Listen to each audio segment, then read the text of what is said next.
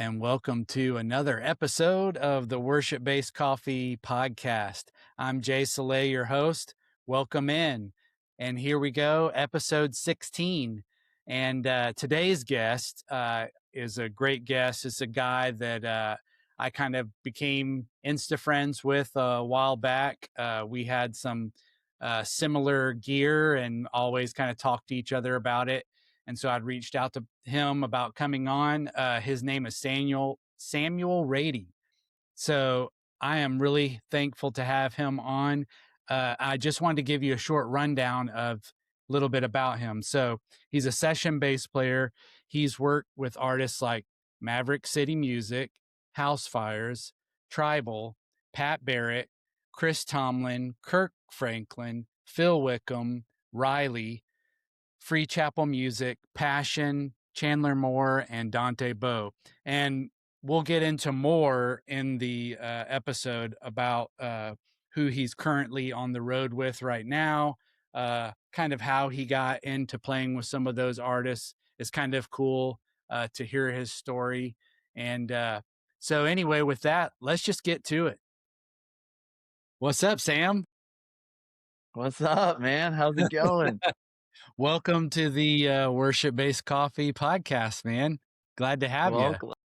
glad to be here, man. Glad to be here. This is Awesome. awesome. And before I fall all over my words, is it Rady? Is that It your is. last? It is. All Wow, you're like right. the first one to get it right the first time. I'm sure that the usual suspects are to want to say rad. Oh, for sure. Ratty. It's always ratty. It's always ratty. Yeah, well, with my last name, Jay Soleil, Soleil, my entire life, nobody's ever pronounced it right. So, They try to just stay away from saying it. yeah, exactly. Or they'll just really butcher it. And I can usually always tell when they're trying to say it because it's like it's so bad that it can't be somebody's real name. So, Yeah, of course, of course. yeah. Of course. Well, cool, man. So, how's your week been? Dude, been great. Really chill. I'm in the process of kind of like getting back started with the year, the new year. Been on a break from touring and really pretty much everything but like church. Playing at church since Thanksgiving. So this week really kind of starts back the touring and all the fun stuff, some session work and all that good stuff. Right. So Nice. So, what does when you're in full season mode, what does a typical, I know you're part of it, you'll be out on the road, but so you kind of like road and then when you're off the road doing some session, or what's a week looking like? yeah, so a typical week for me, the past year I've got on with a new artist. And I'm sure we'll go into that later on. Yeah. But uh got on with a new artist and pretty much doing the weekend warrior Wednesday through Sunday morning is when we're Right. getting back into town. So yeah, just kind of leaving Wednesday nights, playing shows on Thursday, Friday, Saturday, or Friday, Saturday, and then either if I can get back in time, I'll try to play church. And if not, I'll just try to go attend. Right. And then yeah, and then a few sessions here and there, just Cool. random, whether that be remote sessions or like Nashville studio stuff, Right. which is a newer thing for me. But yeah, that's kind of been just a little sprinkled out session work here and Right. there. So, are you Mhm. actually living in Nashville now? I am not, Oh, okay. crazy enough. Yeah, it's pretty crazy. I actually am in Auburn, Alabama, Oh, out of okay. all places. No, Uh, that's sweet. yes, me and my wife, we've been married 3 years now, and we lived in Atlanta for a long Right. time.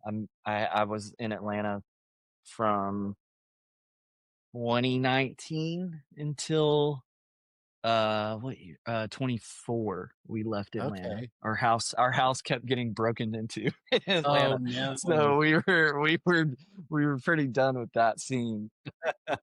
But yeah, she had during COVID started playing at our church here in Auburn. And we Okay. actually were commuting from Atlanta to Auburn, which isn't a super far. It's like an hour and some change, Right. hour and a half about. And yeah, we just got plugged into a church here and really loved it. And she's actually the worship director at the church. And so Okay. um yeah, so That's we, great. yeah, it's been super fun. So yeah, we're here and yeah, haven't made the Nashville move yet. I want to, but trying to be Right. patient with it. Yeah, So totally. Well, I had just wondered because when, we were messaging back and forth and I was like, so are you, because I knew you were in Atlanta because yeah. of our connection with both of us with Clay, knowing Clay. Mhm. And Mhm. so I knew you were there. But then lately I've also seen your gear popping up on David Playo's you know, uh Yeah. hitting setups and stuff, and I was like, Yeah. "He has to be close," because I know Yeah. he's not sending them to have it done, so, Yeah. uh, Yeah, that's man. awesome. No, I love Paleo. I got recommended him from some Yeah. touring buddies, and he's done fantastic work on all my stuff. And yeah, I kind of just make a habit out of trying to get up there. Like, just I'll make a little Well, detour on the way to like a bus yeah, call before and just drop yeah, some gear off. exactly. Heck So yeah, that's awesome. Well, so I'm just curious, like, how you, got into music, how you started, your, career in music. yeah, man. So obviously I had I started kind of playing a little bit later in my Okay. teenage years. I originally, like growing up, played like piano and violin, which I don't really play at all. I play a little bit of keys, but not anything Right. crazy. Um, and then yeah, around like I would say middle school, like four. I would say I was like 14-ish, I guess. I don't know if that's middle Okay. school. I'm bad. Yeah. Um, 14-ish, I started going to youth group, and that night there was one guy, this old guy, sound guy, that was offering bass lessons. And Amazing. it was like the first time I had been to anything that was like full band, like it was like a Nice. modern church service, like in my Yeah. teen years. And I was like, dude, this is the coolest thing ever. And yeah, I started taking lessons with this guy, and I took two lessons with him. And the second lesson, he gave me a sheet of paper with all the notes on the fretboard. Like, it was just like E A D G. Oh my And goodness. and he was like, "All right, man. Well, I've taught you everything I know. Like, go go be on your way, man." In 2 And lessons. so, yeah, literally. So, yeah, listening kind of did a lot of like self-taught, just like, I mean, Okay. being Yeah. young and just wanting to play. I mean, I was obsessed with what is like now, I guess, confirmed as like dad butt rock, I guess. I don't know. I was Heck yeah. like, that's what I grew up on. So I just Yeah. like would try to learn like every Nickelback song I possibly could. Or they call that bro rock now or something like Yeah, that. bro rock. I don't know, man. I can't keep up. I know. Yeah. But yeah, like, really honestly, I started like being contracted like when I was like 15 was when I Hmm. started like I literally had been playing bass for like a year and started like being contracted and kind of worked my way up. And then uh like I said, I when I was about 17 years old, I had gotten asked to come do a worship night at this church in Atlanta, and I grew up in like middle Georgia, like Okay. Macon, Georgia, if you're familiar with that Yeah. area. I grew up in a small town south of Macon, so Allman Brothers country. Um, Man, but we you grew up not far away then from Adam Kaiser. oh, really? He yeah, he was telling me, and I can't remember the name of the city because it was a city I had never heard of before. But he was like, Oh, "Yeah, it's that's outside, crazy. outside of Macon or Valdosta, one of the two." So, Oh, wow. That's awesome, dude. I yeah. I actually haven't Adam's one of the few bass players I haven't actually ever met in person, but I loved Oh, his cool. playing and Yeah, uh I mean, all that Bethel stuff. I know. That's that's it. We can go into that later. I mean, that was Yeah, like exactly.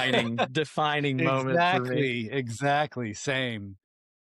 But yeah, man, just I don't even oh yeah, moved to Atlanta, Sorry, started yeah. or got asked to do worship Yeah, night worship night. at a church in Atlanta, and it was with it was super funny. The guy that asked me, I was playing at some churches like south of Atlanta, and just this guy had asked me to come do this worship night, and he sends me the set list like maybe the day before or something, you know.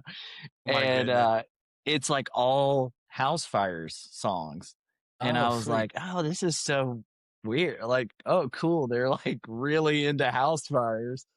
And sure enough, I like show up and it's like literally the group Housefires. And Oh my goodness, yeah, amazing. so it was a really cool, super fun opportunity and a lot of really good memories and did that with them and like my first record that I ever played on was Housefires 5, I think. Okay, And nice.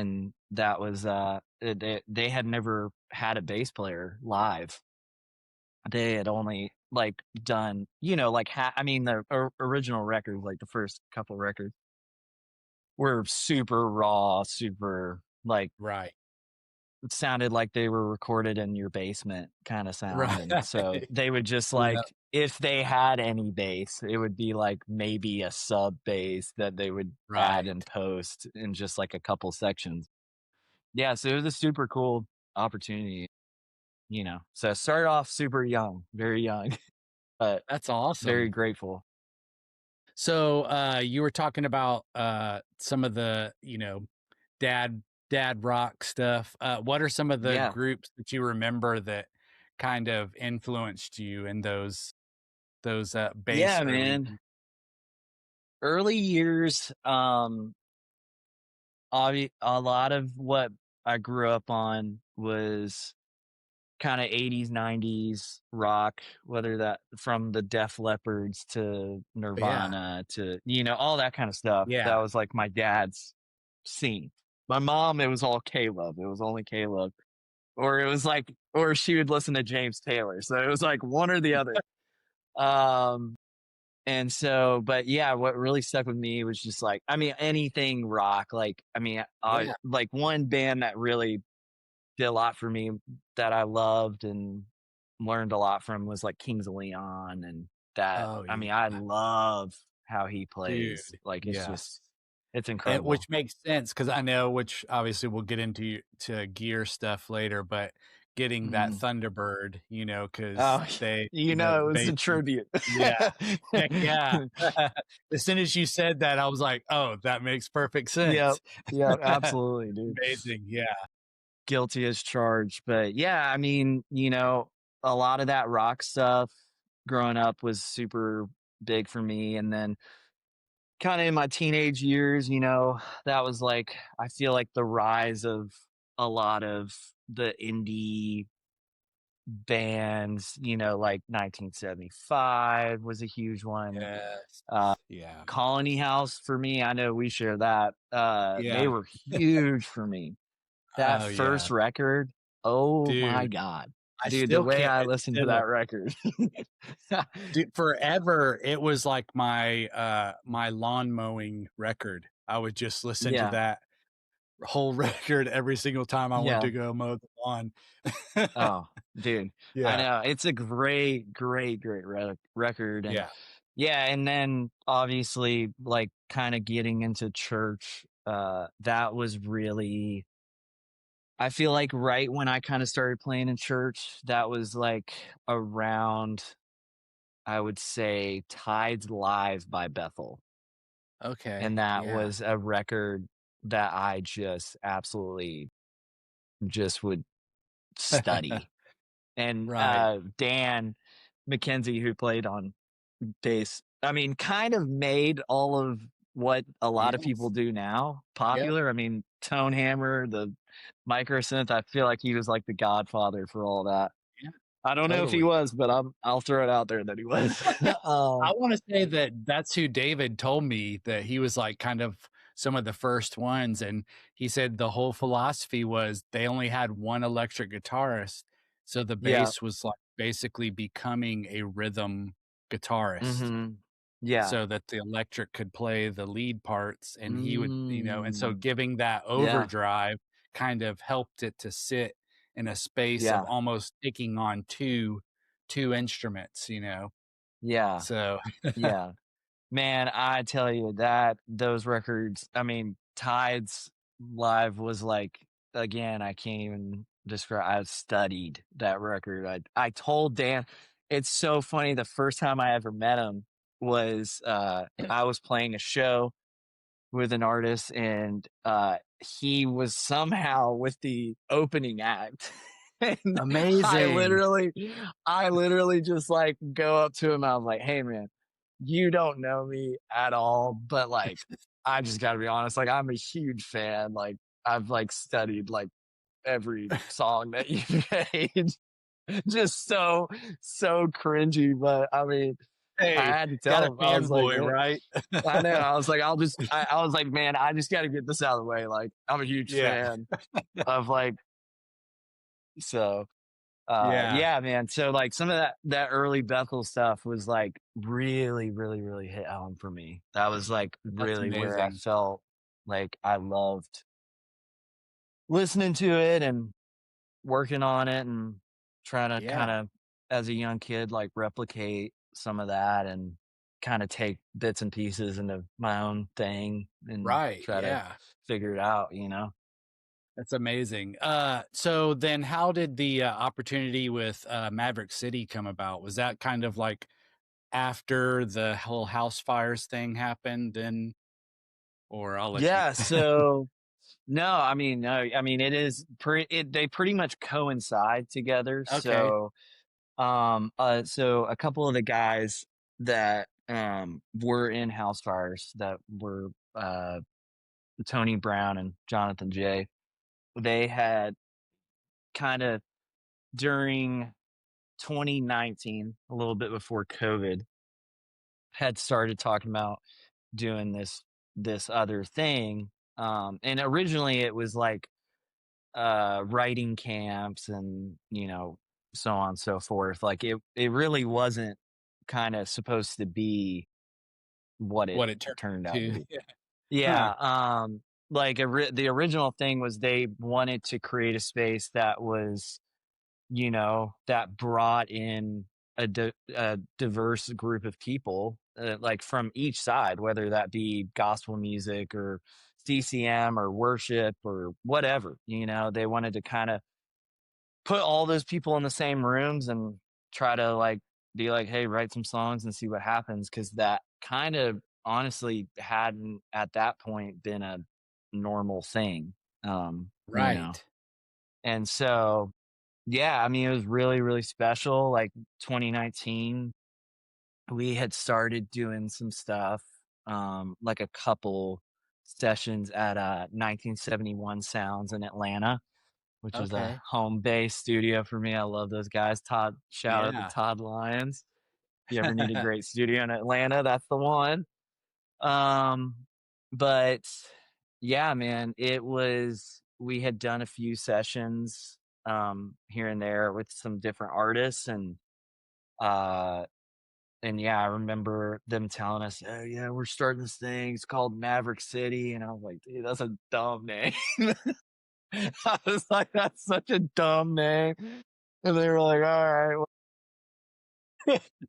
Oh, do that's I know? hilarious. What do I know?" But yeah, man, it was yeah. So 2019, I was like 19 years old, and we had started doing some of these records, and I remember around summer 2019, they had asked me, they were like, "Hey, we're gonna, we got this artist, kind of local guy, I think local at the time, Chandler Moore. He's coming in. I think he's gonna have some other guys. There's like this small worship leader out of South Carolina named Brandon Lake who's gonna come in and like maybe do a song and Yeah, and so that was the record that we had done like Most Beautiful and Communion with Brandon and Stephanie Gretzinger and yeah, so yeah, we I was like so stoked and because these were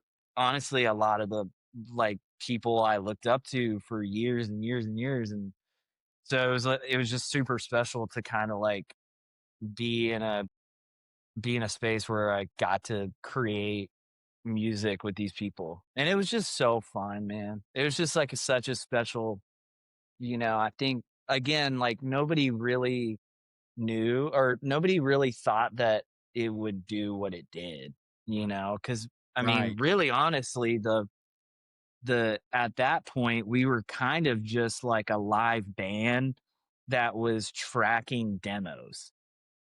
And like because I Yeah, mean, dude, the songs we would get these, work tapes and it was like piano vocal and they would be like, "Hey, do like here's the song." And then we would just like track it. So a lot of yeah, those a lot of those early records of Maverick, I mean, it's like we're talking that some of those are like we may have rehearsed them like one time. And so there's mess up galore. I mean, I listen back and I'm like, God, dude, stop hitting so many bad like, notes. can't somebody fix You that know? note? Yeah. A lot of those, I mean, I for real, until like the later records, I mean, we didn't do any like overdubbing and any like anything like that. It was just like this is what we recorded that night, no holds bar kind of thing. Wow, Uh, amazing. so yeah, That's it so was a cool. special time. So, obviously, from the first time that you started, I know this wasn't like necessarily something I was going to ask you, but I just kind of thought of it like playing in like say a smaller church setting, and then all of a sudden, Hmm. you know, Maverick had kind of taken off, and now you're playing inside of some of these buildings that are just huge arenas. Like, what Yeah, was the experience for you? Like some of the first times that you got to experience it. man, it was uh insane. It was just a crazy, crazy ride because you got to think. I mean, my whole dream was touring and you know Yeah. that was like my dream. I was like, I'm gonna be the get out of the small town and go do something with my life. Right. And we came out of or we started in 2019 and again, like I said, I mean, we had started getting booked for gigs in 2020 with Maverick. And it's so crazy, dude, to think like, I mean, we had festival dates. I can remember in 2020 that like, cause I was playing with Housefires still at this point, cause they were like kind of together, family Yeah. kind of whole thing. And I just remember like 2020, we were getting booked and it was like me and our drummer, Harold Brown, great drummer, fantastic. He was with Housefires and uh Maverick City as well. Okay. And we would always be like hanging out in Atlanta and we would just be like talking like, man, we got this gig coming up in 2020, it's like Mavericks playing the B stage at like 10 a.m. And then like Housefires is like headlining. And it's just, so it was like crazy because, obviously all the COVID stuff happened and, Sure. it was a big hit because it was like, that was going to be kind of my first year touring or being Yeah. able to travel at all. And then I remember, and we did so many freaking recordings in COVID. It was ridiculous. I mean, I think we did uh, which probably half of the songs that we recorded never got released, but we did a bubble. Like, you know how the NBA did the bubble where they like, Right. you Right. couldn't leave. So we did something pretty similar in Atlanta for 10 days. We recorded every single day. We recorded about 150 songs in 10 days. And we're talking Maverick City style. So this is like, Yeah. you know, we're not talking a 2-minute song. We're Yeah. talking Exactly. 15 minutes minimum. Yeah. So we recorded 150 songs and I mean Wow. countless records throughout that year. And so coming out of COVID, we knew we were gonna probably hit the road like as soon as we could. And it was crazy, man, like coming from and I will say like I've had done a lot of like the mega church type Sure. environments at that point in my life. So I feel like that that kind of set me up a little bit for success in the way of like being able to take the pressure of being in Right. some stages. I mean, because like I said, I mean that first tour. I mean, it was our first tour, and we started doing arenas like off the I know. bat, like, and That's it was a cluster. I mean, it was, I mean, not yeah. only were, somebody like myself trying to learn how to be on a tour Yeah. that size, but we also had a full team of people trying to learn how to do a tour that size. Right. Wow. So yeah, I mean, it was a very crazy time, like, and just like being a young kid, like 21 at that time, and like figuring out like how to play in an arena and like all the I mean the just trying to deal with Yeah. sound issue and also trying to deal with I remember I my biggest horror story of like in-ear problems Oh, played no. Passion Conference Oh, 2022, and that was in Mercedes-Benz, which is a stadium in Atlanta. yeah. It's like 80,000 something seated venue. And the hardest thing about playing with a group like Maverick City is you got 7 live mics in your ears and you got to have all 7 at all times because you never Man. know who's Yeah. gonna break off into a flow. So I'd always be like, man, it's a cluster in our ears because I mean, Wow. you can't, it's not like playing with, artists nowadays that it's Yeah. like, oh, we have like one mic. No, it's like you have 7 artist mics in your ears. And at that point is like you had to kind of keep them up because it was like you don't know if Dante or Joel they're gonna Right. go into something, or maybe Naomi's gonna take a tag, or I mean, it was always like on And so the edge of your they're seat. picking up everything in the room, I'm Yeah, sure, too. yeah, Uh, I just thought it would be cool to ask you that just because, I'm on, worship message boards and stuff yeah, like that.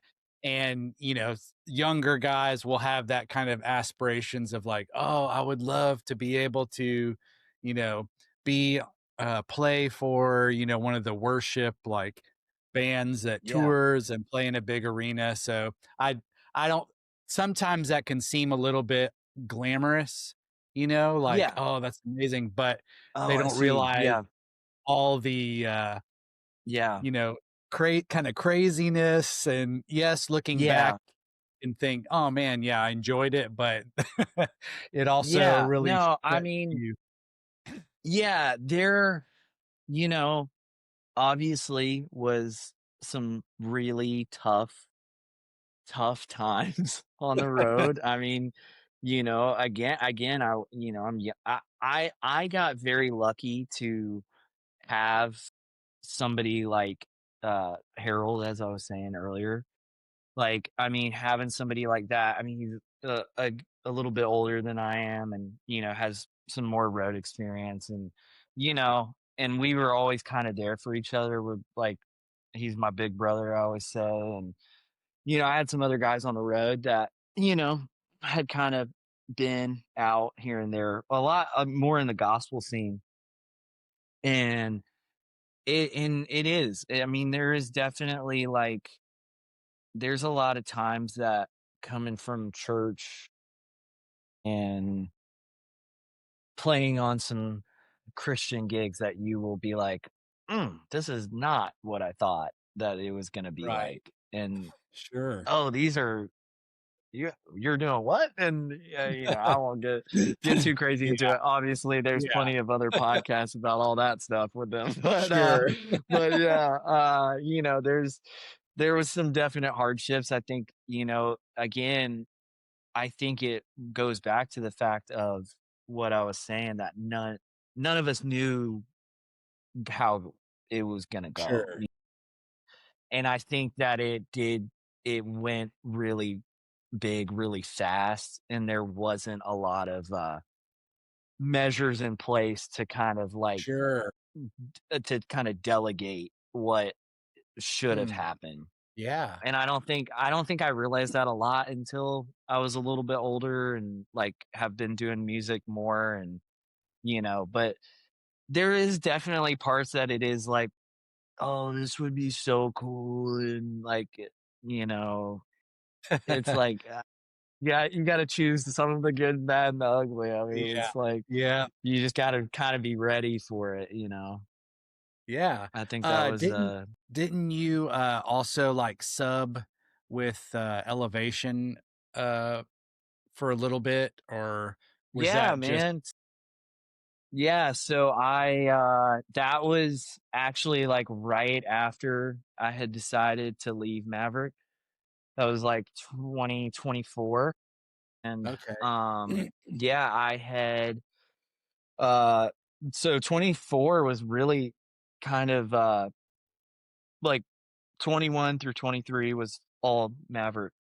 That's all I did, and then, um, yeah, 24 I had gotten hit up via Instagram by Nick Edwards, who is a phenomenal bass player, Yes. and you should definitely try to have him on this Oh, podcast too. yeah.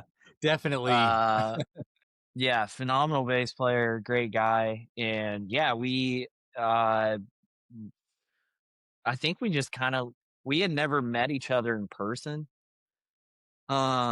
We just like followed each other on Instagram, did the whole what up, cool gear, Yeah. that type of thing. And Yep.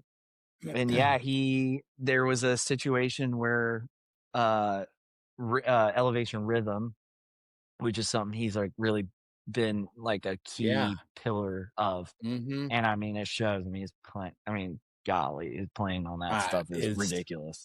yes, ridiculous You want to is a talk perfect. about a challenge? Is learning Nick Edwards Wow. parts. And then the worst challenge is learning Edwards parts, and then he's in the rehearsal with you. You're just like, all right, man, come on, dude. Like, Can no you go way. get some coffee or Uh, something for a little bit? yeah, can't you go like take a stroll or something? No, but yeah, they were doing like two tours at once, like Elevation Rhythm Oh, was. So they were on a tour with Lecrae, opening for Lecrae, and then they were at simultaneously doing an Elevation Nights tour, which is like their whole church wide tour where that's like Elevation Worship, Elevation Rhythm, Steven Furtick comes out, okay. does a thing. And so he was like, yeah, man, like, could you come do this? Like, it was like probably a week and a half long fill in with them, just playing. It was playing with for the Elevation Nights tour, Okay. with Rhythm, and it was dude, it was such a blast, like, such great people, and, like, because of that, did a couple things at the church, like, here and there, and we had a time that we during Mav days, had gone with, like, Chandler to do, um actually, the first Sunday that they introduced, More Than Able was, they Okay. had us, Maverick like, the Mav City band and Chandler out, and we, like, did, like, a version of it. Like, we were Nice. again, like, the same thing of, like, Chan sent us this thing that was, like, voice memo and keys, and was like, "Can you guys come up with a full arrangement tomorrow morning at Yeah. 6 AM?" We were like, "Yeah, sure, man." But, yeah, I mean, great super great people, and loved the Elevation Rhythm guys, and yeah, 2024 was a lot of subbing in for a lot of people, so Okay. That's that was awesome. one. And then, and just so I'm saying this, is it Riley? It is. Okay. Just making sure I'm saying that right too. Uh, when, did that happen? That was during when I first moved to Atlanta, Okay. me and, Riley Smith, so this is, like, 2019, Riley, who is Okay. the lead singer, he Yeah. had the project already, he was, had already released an EP and some singles and maybe a record at or, like, he was right at releasing a record at the time that I met him, and we met at, like, a student camp thing, like, we were playing at a Nice. student camp, and literally became, like, best friends that weekend, and, like, literally the next weekend, he comes to my house and is like, "Hey, will you be a groomsman in my wedding?" Like, it's the craziest thing. Amazing. Like, literally, like, I 2 love weeks in there on this guy, and we're like, "Yeah, I think we're gonna be best friends for life." it. I Um, love it.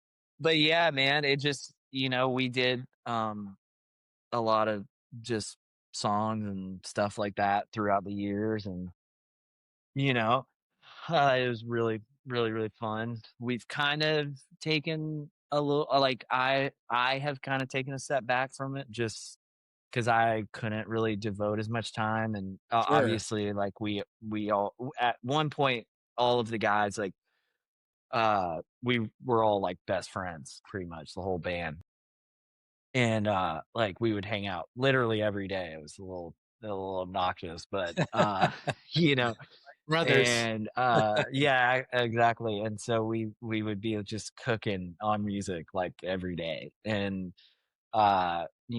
we've kinda all a little bit scattered right now. We got a couple in Nashville and a couple in Atlanta, and I'm here in Alabama, and never thought I would say it, but, we're here.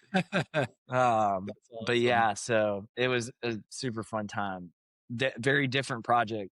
Yeah, but let me just say, dude, it is so good. Thank you. Everybody in my household, from myself, my wife, my daughter, like all of them. And then, like, every once in a while, I'll hop in the car and I'll put it on, and my daughter will be like, "Ooh, yeah, I love this. I need to put that back in my rotation." Oh, man. Let's go, dude. For That means the the, world. listeners out there, just in case, it's spelled Ryly. So Yes, look it sir. up on Spotify or Apple or whatever and check it out. It's got some, massive bass tones by Sam, Oh, uh, thank you, brother. Yeah, a and, lot of just fun the stuff. dude, the music is just really, really good. I mean, Thank you, really man. good. So, Yeah, I uh appreciate it, man. We spent a lot of time on those songs. Cool. yeah, I bet. You and I saw, was it a grabber that you used, or was it the I know it was one of the Gibsons that you used on some of the recordings from that? Yeah, yeah, I used a lot of my custom shop P bass or Okay. PJ bass. I really Yeah. only use the P bass pickup in it. But I used the grabber on some stuff. I'm trying to think more so like some of the later, like kind of rockier stuff. I would Yeah. use the grabber on, and trying to think. I have a Nash P bass Yeah, that yep.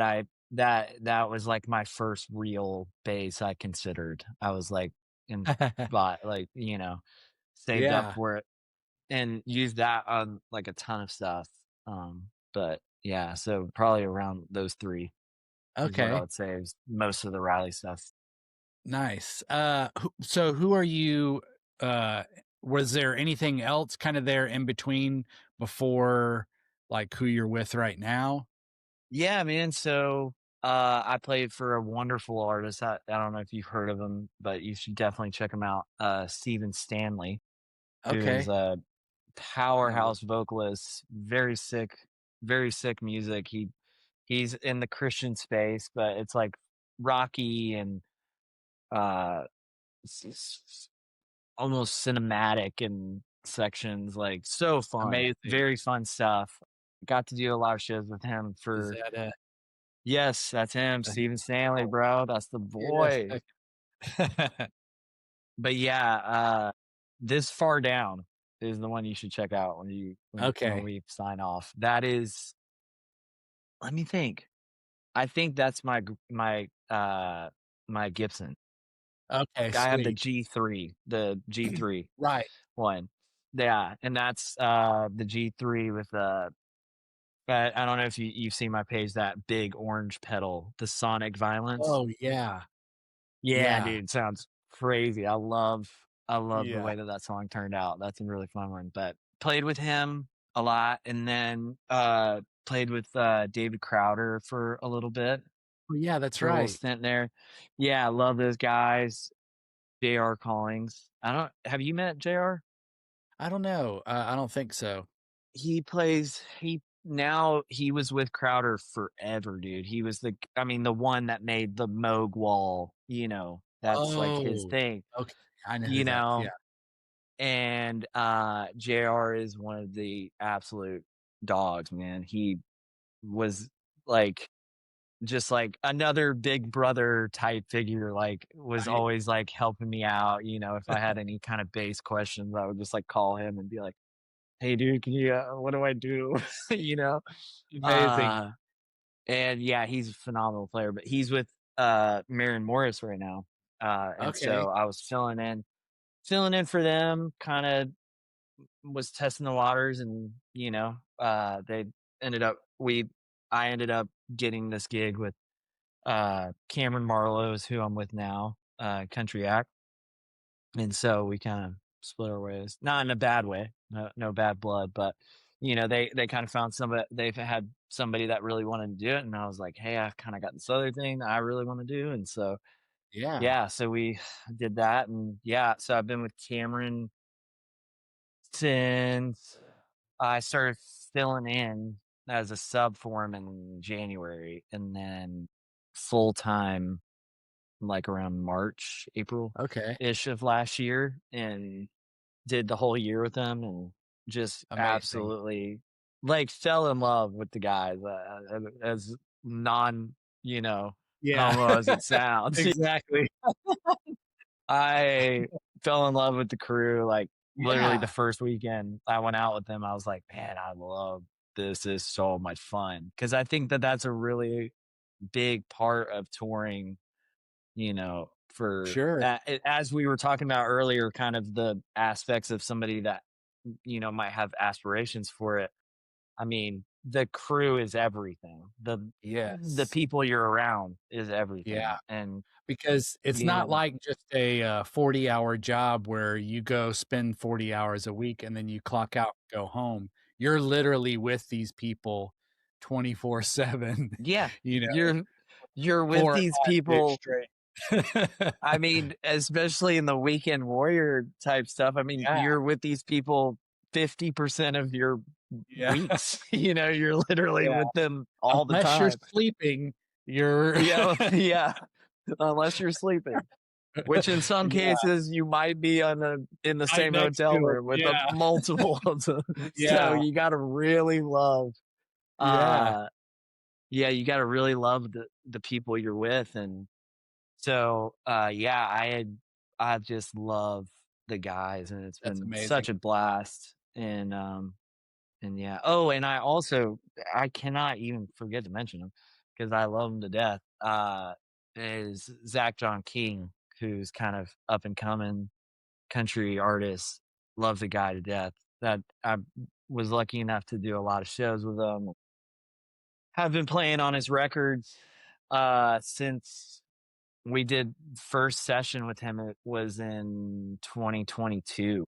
We started doing sessions with him and kind of over the years have been playing on his records.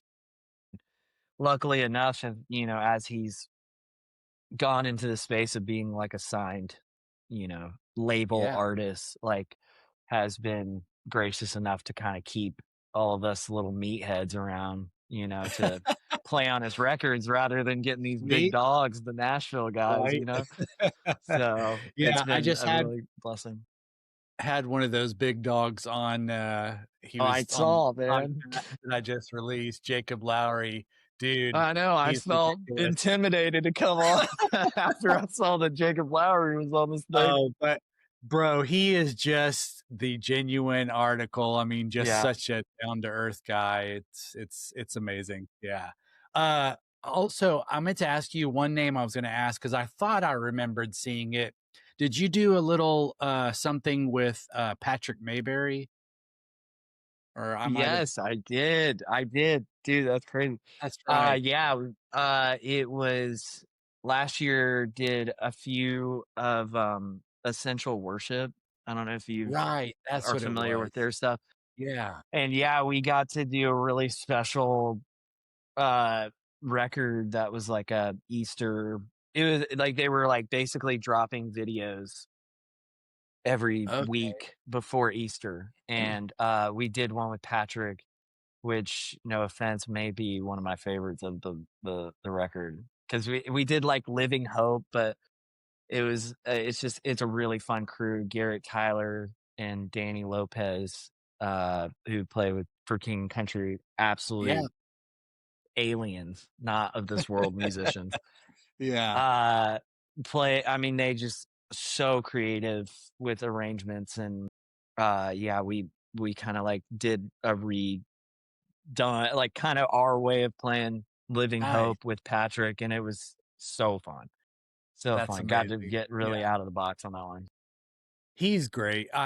So on the when we did our live album there at the bridge, the one that Clay was on, Patrick Yeah, actually sang on one too. It was called What My Father's Like. And he was just a character from the beginning, he's a and monster, then dude. dude, just like fun to be around. I was like, I'm Yes. sure that would be great. Mm-hmm. Yeah, Amazing. super fun guy. One question I was gonna ask you, what do you think, is probably your one of your most memorable, like, being on the road, like, moments? Like, maybe a show, just something that you got to do that you're just like, Um, this thing. I was gonna ask you This if it was the Grammy playing dude, on that. the Grammys, that was pretty fun. I'm not gonna lie. Crazy experience, obviously, like coming in as a Christian gospel Yeah, band to that scene. Which the craziest thing is that we played and then freaking Billy Strings played after us, which is nuts, dude. Like, right. because I didn't know of them like at that point, and Yeah, and then like skip forward a year, and you're like, oh wow, that dude's like humongous. Yeah, the Grammys were super special. Like, we obviously like felt like rock star treatment and just felt like living the life. But I will say the other really big top contender was playing Red Rocks this past year. yeah, I That love was it. like the pinnacle of like that was my like dream venue ever to play. Yeah, And it was just so special, man. It was like so cool. And like my wife got to fly out for it, and like so amazing. we got to like spend the day together and and just like hang out and Yeah. do that show, and it was just, dude, it was just like so sick. It was so rock and roll. I mean, it was just That's awesome. awesome. Yeah, Park from Colony House, said the exact same thing, that's probably the Oh most man, epic place that he's like, "D yeah, he's like, "You just can't even describe it," and getting to walk through all the tunnels and see all the names that have yeah, been dude, written out, it's amazing, so that's awesome. yeah. I love Yeah, I that. mean, when you're walking around and you're seeing like Soundgarden signatures, and then you're seeing like Turnstile, and you're just like, oh my god, this is so cool. Like it was so sick. Amazing. That's awesome. Well, one of the next parts I wanted to get into because I know that this is some of the guys' favorite parts. I know you enjoy it too, and Let's that is go. gear talk. I knew it was coming. Heck yeah. So first of all, let's go through like I know you shared a little bit like bases. You said Yeah. so if you want to just kind of go through like your uh your fold. Yeah, absolutely. I have to take a little glance back just to make sure I don't miss Yeah, anything. dude. So my main bass is I got it in 2022. It is a Journeyman Relic PJ custom shop. That is my absolute baby. It is perfect. And no, I didn't make any customizations because I don't know what I'm talking about. So I just was like, these guys they probably know what's up. So I'll let them True. pick all the Yeah. stuff. But yeah, love it. I am very partial to P bases. I Yeah. definitely favor the P base pickup pretty much the whole time. Um, Unless I just for some reason am feeling a little spicy and add the jazz. Um, and then yeah, the most recent pickup was this 1992 Gibson Thunderbird, which is fantastic, and got it in New Mexico off Facebook Marketplace. Amazing. Lovely little tip for everyone if you get into touring. If your team Oh, will yeah. allow it, you can always offer some comps to maybe get a nice deal on some bases. Nice. I love it. But yeah, so we uh, got that, and then I will say the pickups in it were pretty noisy, especially because I wanted to use it live a lot. So I got the wonderful people at Lollar pickups Yes. sent me over some T-Bird pickups, and I am obsessed. Dude. It made that already really cool bass sound like 20 times better. Yeah. So That's what that's the that's most recent. Jacob Lowry plays, it's a The blues man, but Bluesman? I know, yeah, dude. and Oh, it's uh the Thunderbird pickups in it too, but it's the same as the Lollars that are in yep. that same. So Loves. yeah, Yeah, and he loves. I actually used a uh Bluesman vintage P bass with the T-Bird pickups on it for Okay. one of the tribal records that we did. But and it was phenomenal. Yeah. And then I've got a 82, I think, Gibson G3 that I picked up a few years ago now. Love it. It's super fun, super growly, super light, surprisingly, like very Really? light bass. Yeah, I always thought that grabbers were gonna be like Right. really heavy. They look like very heavy Yeah. basses, but I don't know. Maybe I got lucky because mine is like paper weight, like seriously so light. Yeah, they've almost got that, Um, like, Ken Smith body look to them, so it makes you yeah, think, "Oh my goodness, is this gonna be like a coffee table or something?" yeah, absolutely. But yeah, got that one, and then I've got a Lakeland 5 string that I genuinely do not know what model it is because I was I was leaving for tour with Maverick, and I had sold a 5 string. I had a Fender 5 string that the neck was the truss rod was completely Oh, right. toast. It was toast, and I was waiting on a bass from a custom person that will go unnamed, and they were not able to get the bass to me in time. And the day that I was leaving for tour, I was literally on my way to the airport, and I was just like, I'm gonna stop at a music store and literally just pick up the first passive 5 string I see, because I mainly play passive Yeah. basses. And yeah, I just picked this Lakeland up, didn't even play it, and I just bought it and walked out of the store, and it's the only 5 string I have, and it is amazing. Amazing. Yeah, like all those like Firm Foundation that was recorded on that Yeah. bass.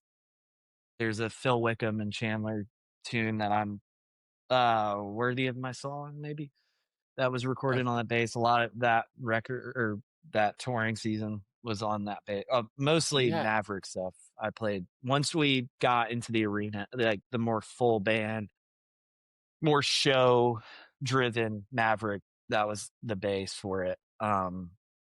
And then I have a 90s Mustang, like Japanese Cool. Mustang. That's right. Yeah. Yeah, with flats on it, and I love it to death. I did originally all the original Maverick records were on a JMJ signature Okay. Mustang, and honestly, those things are absolutely I know. amazing.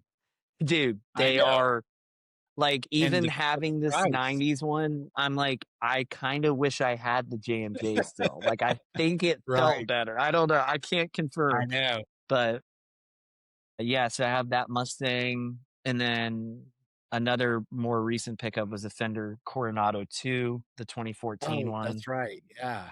I have that one with the Pino flats on it, the, Okay. uh, Yeah. The Ernie Ball TI Pino flats. or the Yep, Ernie and Ball ones. the Okay. yeah, the Ernie Ball ones that they just released, and that bass is one of the best sounding recorded basses I own. Yeah. I the It's gonna be on a lot of there's a new Zach John King song called "Happy for You" that's on that bass, Okay. and some other unreleased ones.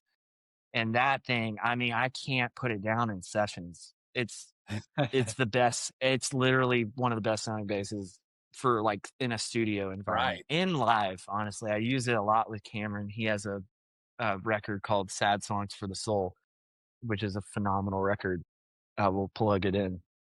But played a lot of that Coronado on his live show when we did like a section of some sad songs. And then the Nash PB57 is the one I'll Yeah. end on.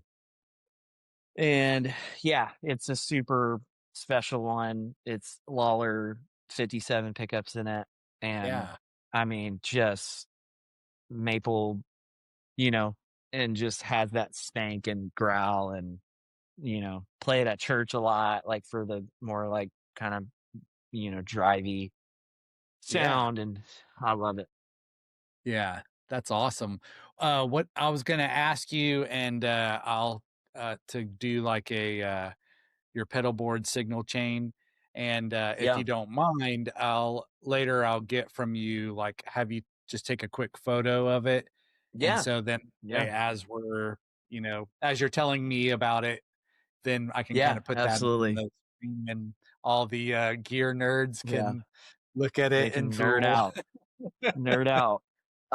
So yeah, for live, so I have like a different rig for live, Yeah, just like get like now that stuff is kind of staying on trailers or in right. lockers. Excuse me. Um, I was just like, this kind of makes more sense because I wanted to be able to still have some stuff that I could, do session work and not be just, ripping stuff off the trailers all the time. And so I picked up the Quad Cortex for live, and it really has blown me away. I had the Stomp for a long time, and I still love a lot of about the Stomp, and I still have one somewhere around here. But I just, yeah, like for this the country gigs and stuff like that, and even like some of the when I was playing with Steven and Crowder and stuff, it made a lot of sense, and there's just a lot of Yeah. utility things, that you can do that it just makes everything a little bit easier for me. And I'm not at the level of gigging where I have somebody to take care of all my stuff. So I was like, Yeah, what's right. the easiest thing I can get that will not require me to Um, solder cables, you know? right, because Uh you just plug into it and plug in your XLR and you're yeah, done. dude. That's And the only cord. I had a absolute panic attack at a gig because I had a board. And, we were playing, I think it was with Zach, and we were doing like a Broadway whiskey jam, like during CMA Fest, the absolute zoo that Nashville is at that Yeah. point. And I had my Noble, and it was powering my board pretty much because I had just like a couple little pedals on there. Sure. And it kept like flicking off. Like, and when I tell you that when I saw my Noble turning off and on, I was like, "Oh, the day has happened. It's the day of reckoning has come." And yeah, and later to find out it's like a safety thing that like I had a Oh, old Boss OC2 that the power cable had gotten a little loose, like the 9 volt on it. And so the Nobles like shut off to like try interesting. to Protect try to it. keep him safe. Yeah. Yeah. So yeah, man, I just was like, you know what, I'm gonna try out this quad thing, and the whole capture thing was really appealing to me. Because I wanted to keep my thing. But Yeah. I was like, what can I get that can keep like basically the same thing that I'm doing here and put it into a simpler solution. And so I got the quad. So it's super simple.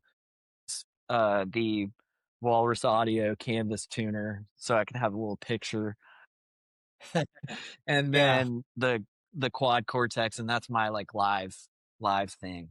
And then my at home and like studio board is an absolute monster. I kind of when I got the quad, I was like, you know what?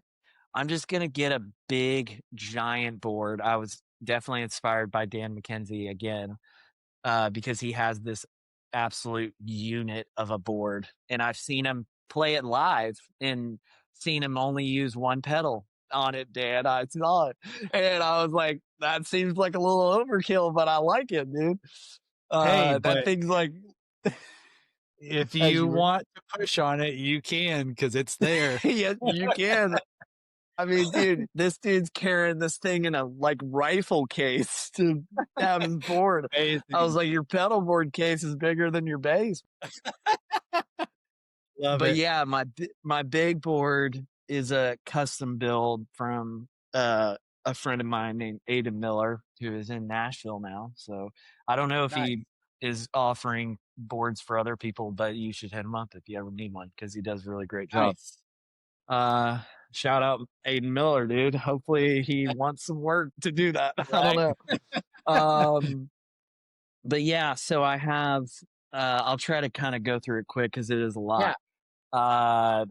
Bass goes into a custom junction box that Aiden built for me that has an in, and then it has an amp out, it has a clean out, and then a like dirty out. Nice.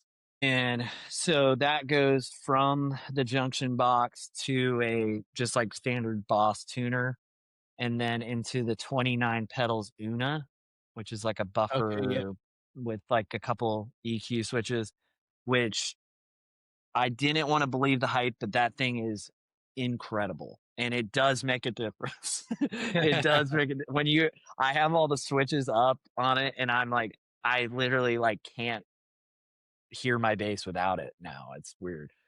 Yeah. Um, and then so from the Una, it goes to the Cali bass compressor, just like the Not the Yeah. newest one, but the older one. Not the huge but big box one, but Yeah. the bass compressor. And then that goes into a Noble, and then that will go XLR out to be my clean thing. And then from the quarter inch, that goes into like a looper, which then I have the Boss OC2 in. It's an original, it's the Octaver version that Right. I basically got the craziest deal. I got it for $100 on Reverb, of all places. I was like, What? brother, look at the other listings. I'm Yeah. like, what are you doing? Do you know what you Yeah. have? Yeah. I'm like, dude, if you scroll down about 2 inches, you're going to see like every other one's like 500, $600 at that time. I don't even know what they're at now. Yeah. But yeah, so it goes Boss OC2, then it goes bass micro synth, but I have the big box one, the Yeah. vintage The one, metal. which I will say, dude, as much as I loved the Bethel thing, I went through my fair share of micro Sure. synths because I would use them. And I don't know if this is how it is for you, but I like, depending on where I was at, I was like, this is just too much, like, and I would Right. always like be like, I'm not gonna use this thing. And here I am, I'm back on it, dude. It's Love it. just, it's the thing, man. It's the Heck sound. yeah. It Um, is. but yeah, so the big box one, and then that goes into a little chain of like a couple overdrives, which I'll like switch out. Right now I have the DCX by Origin Effects. I love that pedal. It's really awesome. The clean thing is really cool on it, and the drive is super awesome on it. And then I've been switching out between the Grizzly bass. I think it's Creation Audio makes that Yeah. one. It's a really cool pedal. CMC Audio, the Prototype. I don't know if you've heard of them. He's a I manufacturer haven't. out of Belgium. Okay. Jason Newberry of Parker McCollum's camp uh, is the man, and he uses a lot of like stuff like boutique stuff like that. And he had Nice. one. And I had seen it on a couple boards, and he was like, "Hey man, try it out. Like, I've got a couple extra ones. Here's one." And he ended up letting me keep it, and he's the man. Nice. Shout out Jason. Uh, and it's a really cool pedal, really cool drive. Has like a low cut on it, which I was very confused of at first, but it's honestly like genius, like the way, because it's only a low cut for the drive, so it like really Mm, clears it up like a yeah. ton, so you can get some really gnarly distortion tones on it, or some just like standard like very light stuff, and it not like scoop your low end and be like really consistent. So I really love that Nice. pedal. And then Jordan Raylander's Big Booty Judy is definitely become a staple. It is one Yes. of my favorite pedals right now. I I'm got it on sure my it's kind of, ornament, so yeah, it's yeah. taken over the worship world, I feel Yeah, like. for sure. Um, Yeah. yeah, I love that pedal. Big Booty Judy, amazing. Well, you know Jordan what's funny also. is in some of the earlier years of the Bethel stuff too, as kind of an extra drive, a lot of those guys used rats on their Yeah, board to get that yeah, extra drive. But the great thing about his is the fact that it, is a bass friendly one. So yeah, you can yeah, blend in some of that low end and yeah. it just sounds so good. I love it. Yeah. So that's been a really big staple for me, especially playing at church. Like, I use it all the time. And then have a big bubble font, uh, big muff, like the green big one. Uh-huh. Uh, I just, like I said, man, when I was building this board, I was like, I'm just gonna get all the ones that I've like always wanted and just put them on Heck one board and just call it a day. So I got that, and then the Sonic Violence, which is really great, very hard to find. Honestly, you should just get a big booty Judy. Like, Right. I mean, because it's Yeah. basically the same thing, but it's like triple the size, and Oh, but it okay. is awesome. It's like a rat type thing. It's like Yeah. a I think the guy is no longer, making pedals Okay. anymore, and so they're like it's a crazy way like, I literally wanted one so bad that I just went on that Instagram and was going through tagged photos of, like, people and being Amazing. like, "Hey, I see that Do you you had still this have pedal them? in 2015. Do you still have it, and would you be willing to sell it?"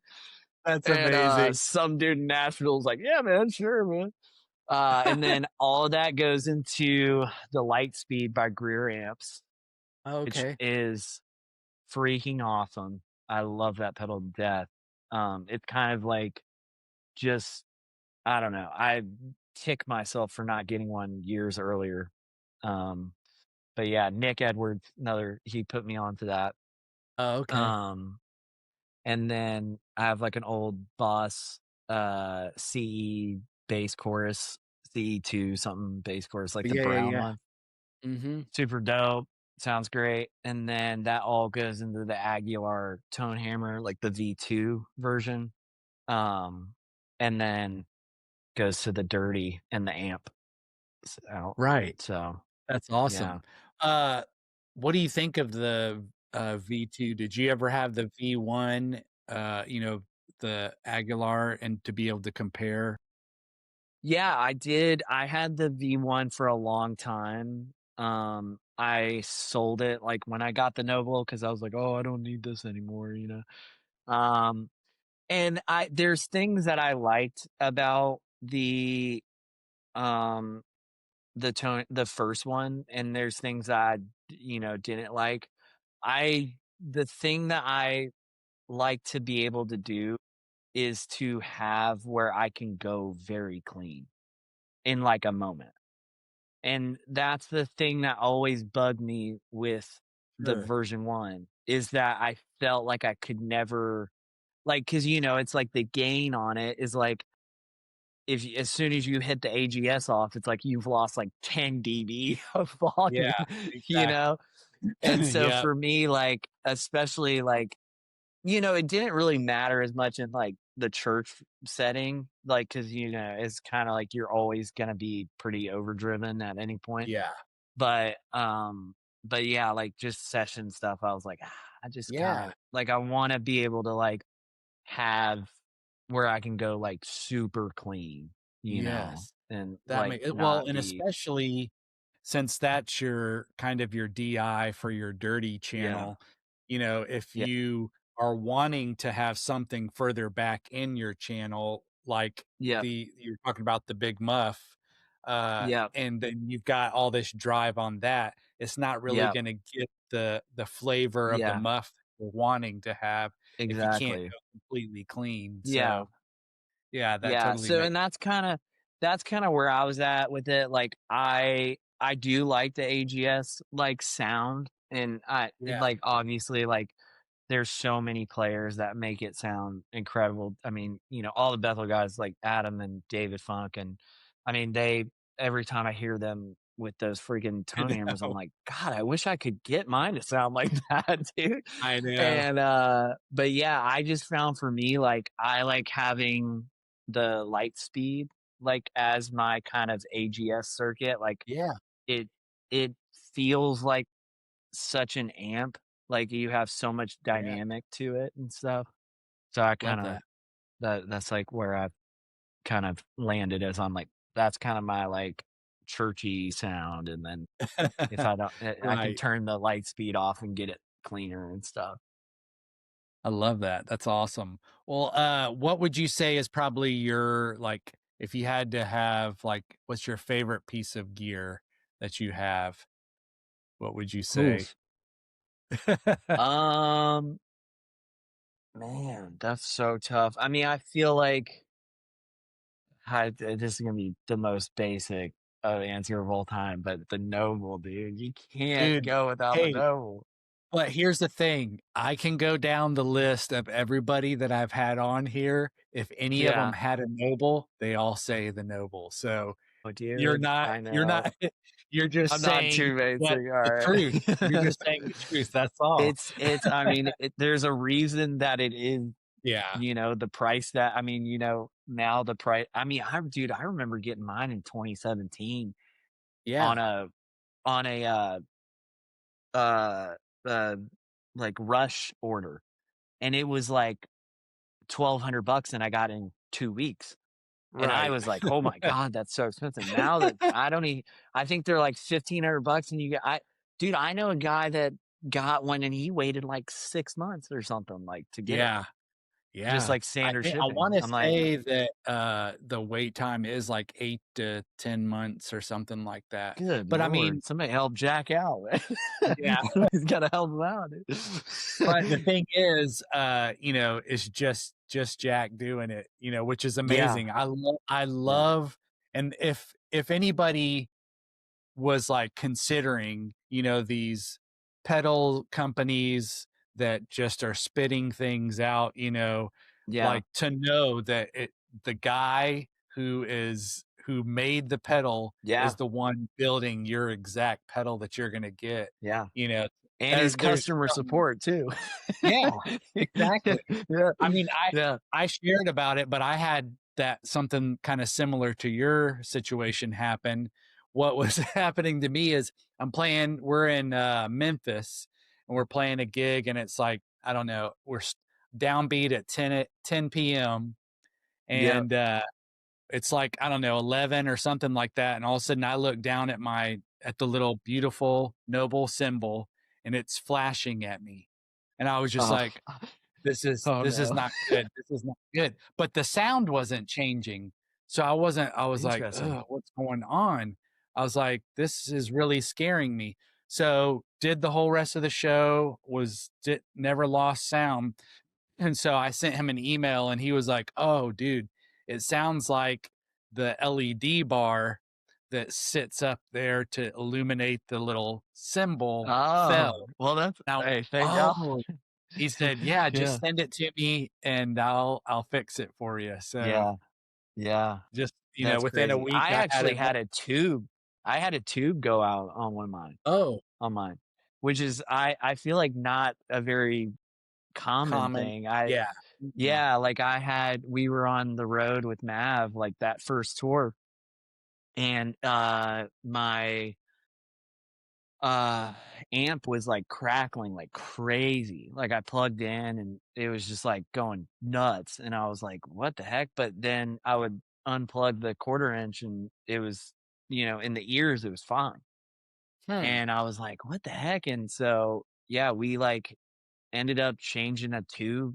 Like one of the guys that's way smarter than me ended up taking it apart and throwing in a new tube in it, and it worked fine. And he was like, "I think the tube for the quarter inch went bad," and I was like, or that's what he had emailed. Yeah. Our production manager had emailed Jack and was like, "Hey, this is our problem," and he was like, maybe try changing the tube out," and we did, and it started working Nice. right That's away. amazing. So yeah, man, Well, coming kind of in for a landing here. One yes, of sir. the things that I love to do is this new little section I called Rapid Fire, and it's just a fun Okay, little thing. okay, And I've been doing it with everybody. And so I think what I'm going to do, like, I started the whole podcast thing in uh, June of last year. So when I get yeah, to man. my full year, I'm gonna tally everything up and kinda go through and see what See everybody's, what choices reigns, were. what's the reign. Yeah, Yeah. because you know as well as I do, like, one of the questions being P bass or jazz bass. In the worship world, that is highly, Oh, debated, dude. I P know it. bass is better. And No, jazz bass is better, you already know what I'm gonna say. I already kinda Yeah, said it earlier, true. so Well, first let's start, flats or rounds. so tough. I mean, I'll probably just say rounds because that's what I use the most of.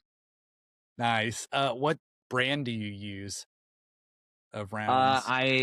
Used to use Elixir, but they are I I changed them out so much that I do change my strings probably way more than you need to, especially with like coated ones. And I was like, man, I'm going broke paying for these elixirs. They're like $60 a pack, dude. So Kidding. I started with the Diodario. Uh it's not the The NYXL, it's the coated Okay. one. I Right. can't Yeah, remember. I It's know what whatever you're their talking about. coated one is. And so Yeah, I use those and I've been really liking them. They're awesome. yeah. So is it like are they still like a nickel, but then it's just a Yes, coated nickel. nickel? Okay, and then Yeah, it's like you a just do a coat. little bit. They they don't have this like the really slinky, buttery feel of the elixirs, which is something because I like playing flats. Like I I would probably be more of a flats guy if I Sure. played more music that Yeah, was like flats oriented. But yeah, I liked that the elixirs kind of almost gave me that flats feeling. yeah, But yeah, the Diodaras are a little bit more like, they kind of have that grittier feel, but it okay. still is like a little bit closer to Elixir. So yeah, I've been using those, man. Nice, love it. P bass or jazz bass? P bass all day, all day. Desert Island pedal, which that you may have already answered that already. Noble DI, baby. Heck Noble yeah, dude. DI all Love it. day. Favorite bass player, and it can be anybody. Oh, I mean, Pino. Pino Yeah, Palomino, dude. you. I mean, you I can't. know. I mean, he's the one. I mean, Totally. I have a, Spotify playlist, and that's all it is just, like, it's just anything that Pino. Has played on, Oh, yeah. and just You're gonna listen have to to it send all me the that. time. Oh, heck yeah, dude. Yeah, it's great, just like, because of all his stuff he did with D'Angelo. I mean, Oh, yeah. there's I mean, so much. he's like the most versatile. He can go from D'Angelo to John Mayer I to know. Nine Inch Nails, and then he's like on a Yeba record, or he's on, Right. I mean, yeah, What he's all over the place. always makes me go, "What?" I don't get it is, he'll play, his P bass with flat wounds on it, and I'm like, "How does he get his flat wounds to sound so good on it?" And it just has to be all in his fingers is what it has to be Yeah. because, like, when I play, like, P bass with flats, it does the it seems like I get more of that Motown-ish, which I love, Mhm. sound Yeah. as his, it's like he can play rock stuff and it still Yeah. sounds like round wounds, it's just Yeah, it's dude, and crazy. it makes no sense because I mean, the main bass that he P bass that he plays, like, from that D'Angelo record. I saw an interview with him and Questlove, and he was like, "Yeah, I actually haven't changed the strings since that D'Angelo record." And they were like, "Dude, that was like, however long," and he was like, "Yeah," because Questlove kept being like, "What strings are you using?" He's like, "I don't know, whatever's on the bass, I guess." You know? He's like, it's been so long he doesn't even know what brand it Yeah. is. But he's like, I mean, yeah, he's like, I wish that I always try to like play lighter because I know like that's Yeah. his biggest thing is like how light he plays. And it's so hard, like not not as much in the studio, but like playing live, it's just hard not to Yes. just like be like, I know, you yeah. know, Well, just it's that, beating your like, bass. yeah, your energy, you're playing off of the crowd and all that. I mean, Yeah, it's not easy absolutely. for sure. My Favorite honorable mention would be Okay, go Michael ahead. Lee from Snarky Puppy. My Oh, nice. honorable Yeah, mention, but bro. we can move on. Yeah, no, we can marinate on that. I love it. Dude, he's another guy that plays a bass, P bass with flat wounds and somehow makes them sound like round wounds. I know, It's dude. crazy. He's It so is. cool. Like his lines are just so.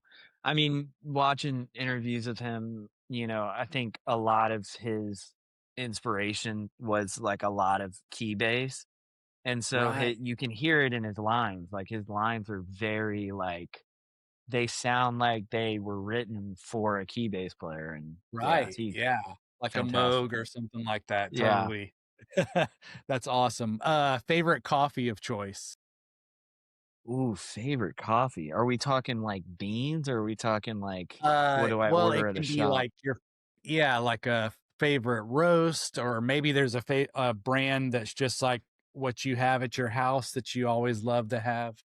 Yeah, I would say usually I'm a Kenyan or Kenya brew, kind of Kenya bean. I don't know the Yeah. correct terminology, but I Yeah, yeah. usually let me think. I'm kind of a psychopath and I like to have like a different bag of coffee all the time. Like whenever I Oh, go I and love buy a bag of coffee, it's like I'm like, what's like a different one that I can get? But I would say Valor Coffee out of Atlanta has some of the best beans I've ever had.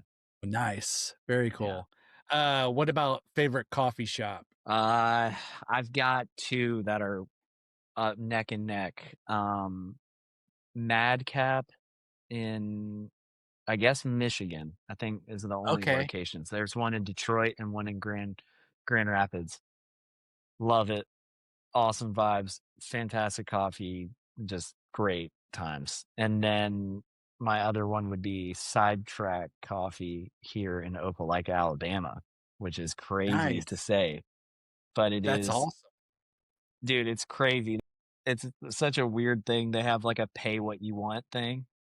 So you Huh. just yeah, like, you can just go in there if you wanna pay a cent for a coffee, you could, or if you're like me and you were always stressed and you're like, "I paid $10 in Atlanta for a latte, so I guess I'll give you, like, 12 for, a drip coffee." I don't know. Right. But, yeah, it's dude, it's fantastic. The guys That's over there awesome. are wizards, so I love that. That's awesome. And then last one is music that you're currently listening to. What's some uh music right now? ooh, music that I'm currently listening to off the top of my head. What was I listening to? I got Spotify pulled up right here. Okay. Yeah, Oh, do it. dude, I have been listening a lot to Post Animal, which is like a, kinda indie rock band. If you've heard of the artist Joe, which is DJO, Joe Carey from Stranger Things. He's, like, Okay. kind of Yeah. a part of it, I don't know, but I've been listening to their stuff. I've been trying to listen to some Geese. I don't know, dude. Everyone's talking about 'em, I'm, like, trying to get into it. Uh, Right. but yeah, like, I mean, I listen to a ton of just country all the bro pop country right now, like the Morgan Wallens and stuff, but then I just, I'll go and listen to Yeah. the Dijons and I'm trying to get into Geese, I'm trying. But I find, myself just being totally like especially, driving home from work, I'm just like, go to my comfort stuff, and yeah, I really want to try to listen to some new stuff, especially when Spotify's like, "Ooh, you might like this," and it's an indie yeah, bands or whatever, I'm like, "Oh, cool." But most of the time, just after, a long day's work, I'm just like, I'll just put on some Pinot because it's just yep, so, like there you go. there's something You about can't how go wrong. relaxing that Can't it go is, wrong. Especially the Yeah, John Mayer, man. you know? Oh, It's yeah, awesome. absolutely. But yeah, I man, I love mean, if you're looking for some, I mean, Joe, I think is like incredible. All of his stuff, the cool. production is crazy, and then, yeah, Post Animal. If you want it to be not as synthy, but more kind of old school, just like Yeah. real band sound. Nice. It's been Okay. really the top song on Spotify, Setting Sun, is like I just cannot stop listening to it. I've listened to it probably I think I listened to it in the car. I was driving to see some family yesterday and listened to it in the car probably like 5 times in a row. Amazing. And I was just like, man, this song rides, So dude. It good. feels so good. That's awesome. Well, wrapping things up here, I wanted to ask, so any kind of advice that you would give to uh, somebody either maybe that's new to uh, getting into worship bass, what kind of advice would you give for them? Learn the songs Learn the songs one. No, I mean, I think, especially like in worship, like reading the room and, being attentive to kind of following where worship leaders are going. I think Yeah, a lot of times, like even, as doing like music directing for churches in the past and sometimes here and there. I think we sometimes can kind of get on a high horse of like, this is what needs to happen. And it's like just trying to be like attentive to like, hey, this is the person that's like leading the room, right. and like trying to like be working as a team with that. And, like obviously it's cool to do, the big Bethel thing and or maybe the elevation and get crazy, Shea Wooten chorus and Right. reverb all over the place. Yeah. And there's times and place for that, but I feel like, really trying to figure out, like, what the DNA of, like, the church you're at, Yeah. trying to figure out what that looks like because maybe it isn't just slamming your bass with a micro synth every chorus, Right. maybe it's, like, Yeah. more relaxed and stuff, so I think, like, being aware and trying to, like, you know, create community with the musicians that you're with is like one of the biggest things because you can't really figure out the DNA if you're not creating Right. community within the group that you're with or whatever, you know? Yeah. So, Absolutely. yeah. Yeah, and then last one is, let's say, you're a aspiring musician and you're just like, they're like, "Hey, I wanna be able to tour." Like, how would you like, as far as getting into that whole world, what advice would you give? I mean, I think it's a slow process. I think there are social media is a game nowadays, obviously, with that kind of stuff. Right, And I feel like there are obviously people that can get gigs off that, and that happens a lot, and I think being okay with the fact that that might not be how your story is, and that right. is, like, shouldn't be, like, you shouldn't harp on that, like, that might not be the way that you get it, and, I think there is, like, just patience with it. Obviously, there's the usual things I feel like everyone always says that's like, "Oh, be a good hang and, learn the music Sure. and be a good musician." Like, I feel like that's just the standard. Right. But I think, obviously, like, trying to be patient and trying to, you know, not, uh, compare yourself is a huge thing. Yeah, Confidence in your own ability, because I mean, there's obviously probably 6,000 bass players in Nashville that can do my gig or way better than I probably can, but, it's just like they're they're not in it for a reason, I'm on it for a reason. Like, I have to be yeah. confident in the fact of the player that I am and, and just, Right. be nice, dude. Be nice to Yeah, everyone, yeah, you I know? mean, we moved here in '07, and while I didn't really start, like, serving and playing bass, I had, like, a kind of a 3 to 4-ish year period where I didn't even touch my bass, when we Yeah, first moved here, and, in 2011 is when I started serving at church again, and from that, like, things blossomed, like, yeah, a gig here, like, some guys that I served with were like, "Dude, we need to put together a '70s group," yeah, and you know what I mean? So, it's kind of yeah. like, those kind of things kind of blossom from just getting involved in things and becoming Well, friends and yeah, and I think you make a perfect point of, like, I think that there's a point of, like, um, not getting too fixated on what like, for me, like, I ended up with a gospel group. That was, like, my first and you heard my whole back of, like, I played right. rock and like, I wanted to be in a Yeah. friggin' ripping rock and roll band, and Yeah. it's like, sometimes it doesn't look like that, and it's like, Right. so, sometimes you might end up on something and it's all about giving stuff chances, and, I mean, I feel like the biggest Right. thing is I said yes to, like everything. Like it didn't Yes. matter what it was. Like I was just, Yeah. It didn't sure, I'll matter do if it it. paid Like, or not. Yeah. yeah, like saying yes to just like everything and like not getting caught up in like, oh, it has to be this way or it has to be this thing or it has to be this Right. style or something like. No, it's kind of fun to like push yourself. I mean, I mean, I know I still Yeah. suck at gospel and I was holding on for dear life when they were like, hey, we're gonna do a shout right here. And I was like, what is that? You know, and you know, and so it's Love like, it. you know, you have to be you just really flexible and just like Yeah. open to those kind of just whatever opportunity comes your way. Right. Definitely. Yeah. I would have never, if, you know, this me went back in time to talk to my younger me, I would have never thought that I would have played in a Beatles tribute group, for 10 Yeah, years. exactly.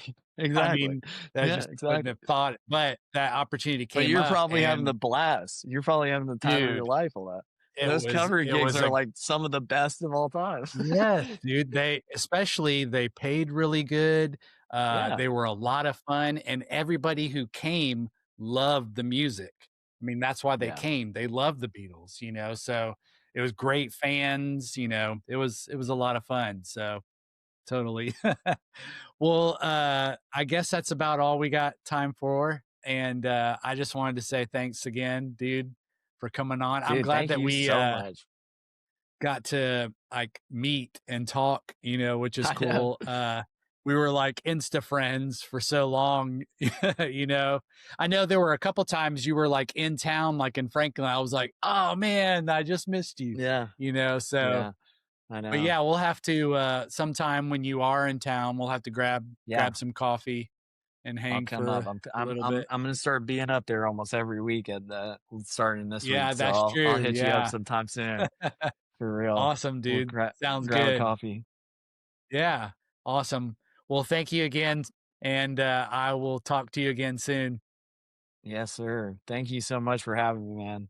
Thank you. Oh, one last thing I was gonna say, I'm glad I remembered. I'm going to on the YouTube, I'll be posting this on YouTube, and under all the, comment section, I'll put, some of your links there, like, for your Yeah, Instagram. So you're sweet. on Instagram, what else? Yeah, Instagram. I'm trying to do the TikTok thing, as much as I hate it, but yeah, that's kind of it. I'm trying. Okay. I dabbled with YouTube for a minute, but yeah, I'm just kind of like I'll just let Instagram Right. go for a little bit. Do Maybe I'll you get around still to YouTube at some point. Right, yeah.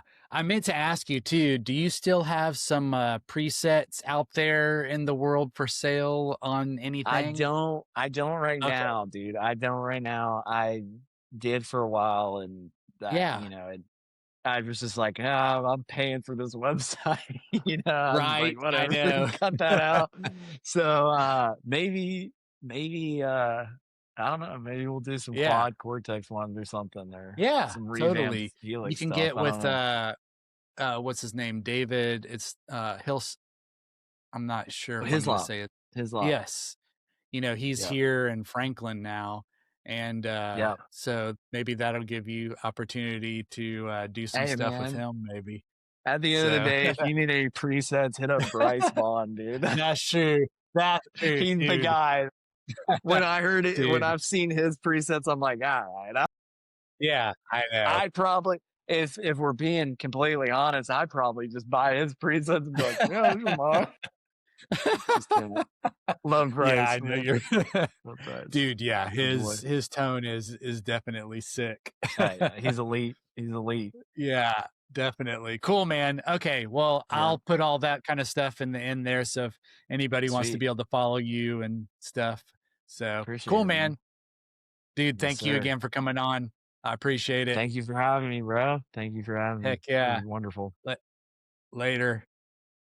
Later.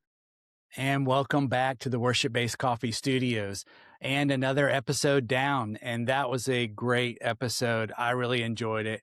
Samuel is really funny and made me laugh a lot, and it was great. I loved that. I just wanted to say too, it was just kind of a neat story. And I know some people might be thinking this, how can I get involved in an opportunity kind of like what he did? And I think it's just kind of making yourself available, and then just kind of, uh, whether you're serving, whatever you're doing. And I know this word is like disliked by a lot of people, but networking, and it's just like making friends, but kind of like what Jacob said, but not in a icky way.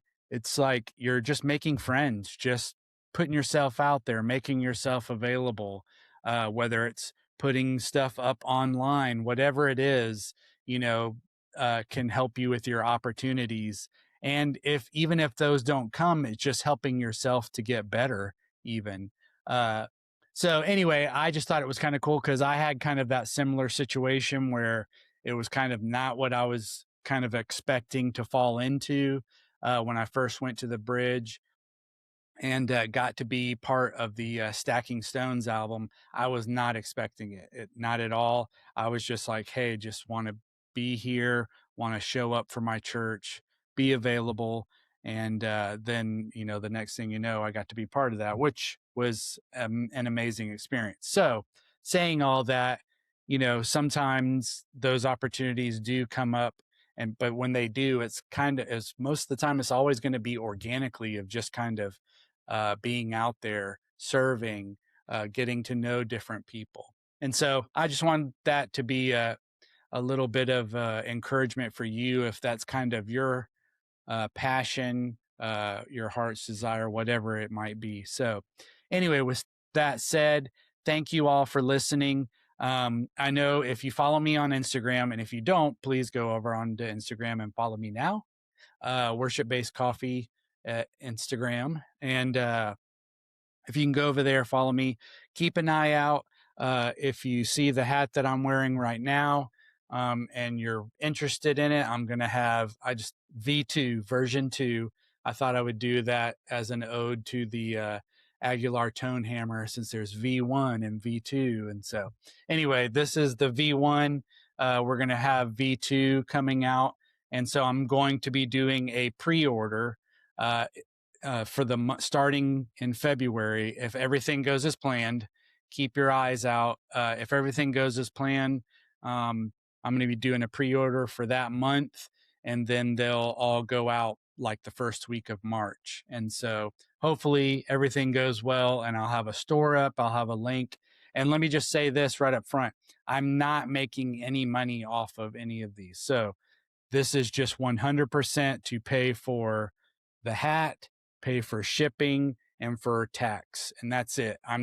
There's no money being pocketed by me whatsoever, any of it. Anyway, I just wanted to let that known. I'm not trying to do this as a way to, hey, let me see how I can funnel some extra income. That's not why I'm doing it. I seriously just want to be able to sell these hats to people out there that love the podcast, can represent, and I just thought that would be fun. So a lot of people have already bought these, which obviously are all sold out, but I'm going to have those up soon, and you'll be able to go on there. Also, if everything goes well too, I'm going to have international shipping as well, although international shipping obviously will be a little bit slower process, but that's going to be available for overseas as well. So anyway, with all that said, thank you again for tuning in. Thanks for listening to this episode. The next episode is going to feature a trio, and we're going to, once the dust settles of the whole NAMM show, we're going to just be talking about gear. It's just going to be another gear episode, which I love doing. But I just thought it would be fun to break down some of the things that have come out, some of the things maybe that some of us have already picked up, what we think of it, and just kind of our opinions on things. And you just get an episode talk about bass gear. So anyway, with all that said, remember to tell someone you love them, and we'll see you next time.